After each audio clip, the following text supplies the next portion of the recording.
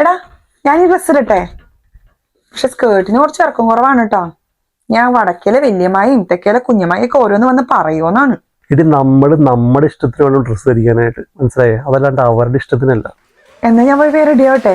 നീ കിടക്കല്ലേ, വേഗം റെഡിയാവ്. എടാ അമ്പോ അടിപൊളി, സെറ്റാണല്ലേ? കൊള്ളാം, നന്നായിട്ട് ചേരണം നിൽക്കുന്നത്. അല്ലെങ്കിൽ ആരും എന്തുവേണേലും പറയട്ടെ, ഞാൻ ഡ്രസ്സ് ഇടുന്നത് എന്റെ ഇഷ്ടത്തിനല്ലേ? അല്ല നീ എന്താ ഈ ഡ്രസ്സില്?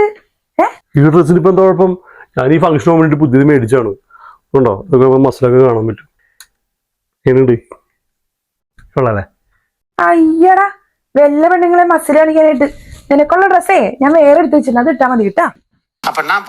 അല്ലെങ്കിൽ ആരും എന്തുവേണേലും പറയട്ടെ, ഞാൻ ഡ്രസ്സ് ഇടുന്നത് എന്റെ ഇഷ്ടത്തിനല്ലേ? മുടുക്കനായി. നീ കണ്ണാടി നോക്കിയെന്ന്.